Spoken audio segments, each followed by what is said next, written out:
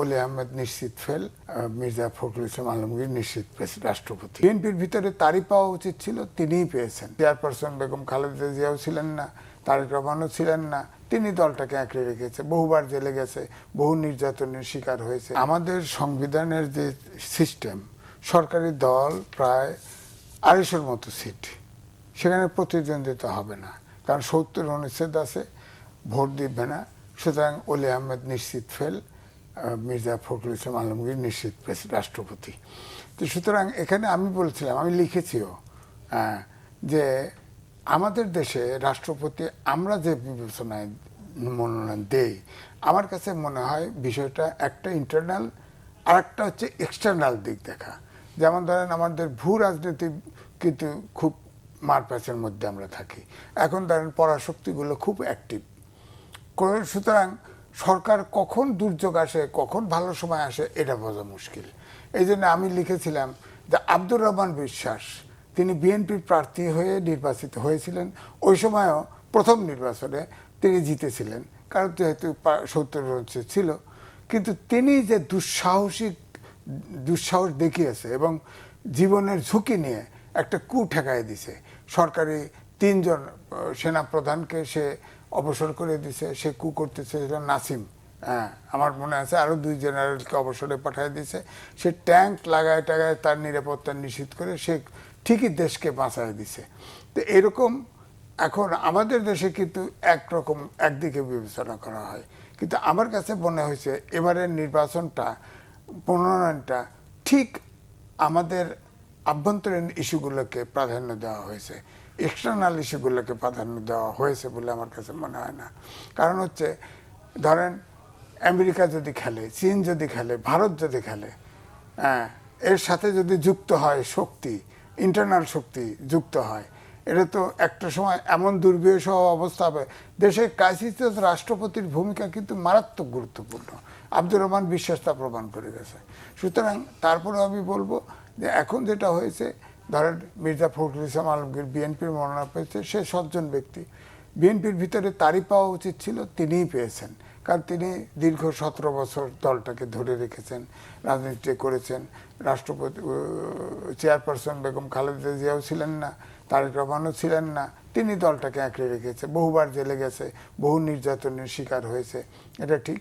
তিনি দলের হাল ধরার কথা, রাষ্ট্রপতি হওয়ার কথা পেয়েছে, তবে তিনি আর ফাইনালি প্রেসিডেন্ট হবে, রাষ্ট্রপতি হবেন।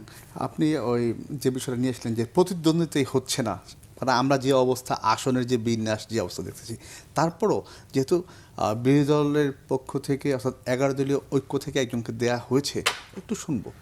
না, বিষয়টা হচ্ছে এটা, যেহেতু গণতান্ত্রিক চর্চার দিকে আমরা যাচ্ছি, একটা অভ্যুত্থান হয়েছে, অভ্যুত্থানের শেষের দাবি ছিল ফ্যাসিবাদ বিলোপ। আমি যদি বলি এটার ব্যাখ্যা দেই বরাবরই, অন্তত পক্ষে মানবিক বাংলাদেশ না হলেও ফার্স্ট সেন্সে অন্তত গণতন্ত্র, আইনের শাসন, সুশাসন তো চাই।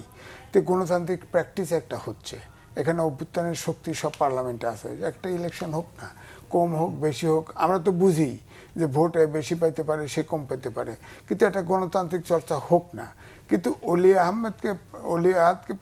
আহমেদকে প্রার্থী করার ক্ষেত্রে আমার কাছে, কর্নেল ওলি আহমেদকে প্রার্থী করার সাথে আমার কাছে অন্য চিন্তাও কাজ করে, যে এখানে জামাতের প্রার্থিত হওয়ার কথা ছিল, কারণ তাদের তো সিট বেশি, 80টা সিট, তাদের নিজস্ব নারী আসন সহ আরও বেশি। কিন্তু সে না, ওলি আহমেদকে হয়তো মুক্তিযোদ্ধা হিসেবে আনছে, একটা দিক। দুটো দিক হচ্ছে বিরোধী দল যে আছে, কোনো কিছুই ছাড় দেওয়া হবে না, এরকম একটা ধারণা তৈরি করার জন্য প্রতিদ্বন্দ্বিতা দিছে। নিশ্চিত ফেল জেনেও প্রার্থী দিয়েছে। মানে যেটা বলেন আপনি, গণতান্ত্রিক যে ধারা বা চর্চা, সেই জায়গাটাই তো আপনি এখন বলছেন নাকি? না, সেটা তো গণতান্ত্রিক ধারা, একটা ইলেকশন হচ্ছে, কিন্তু সেখানে আবার বিরোধী দল প্রার্থীও যেভাবে হওয়া উচিত সেভাবে তো হচ্ছে না। কারণ 70 অনুচ্ছেদের বিরুদ্ধে আমরাও আগে বলছি, এই 70 অনুচ্ছেদ তো এখনো কার্যকর।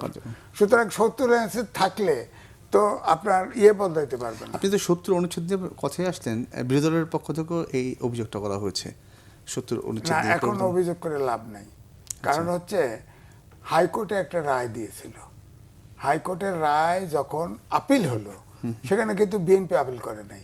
তারপরেও বিরোধী দল থেকে শুনছি এই যে হাইকোর্টের রায়কে ঠেকায় দেওয়ার জন্য আপিল করতেছে। এরপরে আপিল গেল, আপিল এরপরে যারা আপিল করলো তাদের আপিল খারিজ করে দিল, দিয়ে সুপ্রিম কোর্টে একটা রায় দিয়েছে যে কি অন্তর্বর্তীকালীন সরকার, আমরা তত্ত্বাবধায়ক সরকার, গণভোট, তারপরে সংবিধানের 7-এর ক 7-এর খ, তারপরে 134 অনুচ্ছেদ বাতিল করে দিছে, যেগুলা শেখ হাসিনা কইছিল ওগুলা যদি করে, ওই ধারার মৌলিক সংস্কার করে, তাহলে রাষ্ট্রদ্রোহী মামলায় সে মানে পড়বে। আর কি। সুতরাং রাষ্ট্রদ্রোহী মামলা মানে মৃত্যুদণ্ডপ্রাপ্ত হতে পারে, সেগুলো বাতিল করে দিছে। এখন জুলাই চার্টার সহ বাকি যা আছে সব কিছুকে সংসদের হাতে ছেড়ে দিছে। এখন সংসদে বিএনপি 2/3 মেজরিটি, তারা বলছে সংসদীয় কমিটি করে তারা বাকি সংস্কারগুলি এগিয়ে নেবে। হ্যাঁ, আগে বলছে যে নোট অফ ডিসেন্ট সহ তারা যেটা স্বাক্ষর করছে সেটা অক্ষরে অক্ষরে পালন করবে। এখন কিন্তু নোট অফ ডিসেন্টের কথা বলছে না, বলছে যে বাকিটা করব। কমিটিতে এখন বিরোধী দল যোগ দিচ্ছে না, সেখানে কিন্তু জামাতের আমির অর্থাৎ বিরোধী দলের নেতা বলছিল হ্যাঁ করেন, 50-50 রাখেন। তো 50-50 এটা তো আমার কাছে মনে হয় অন্যায্য দাবি।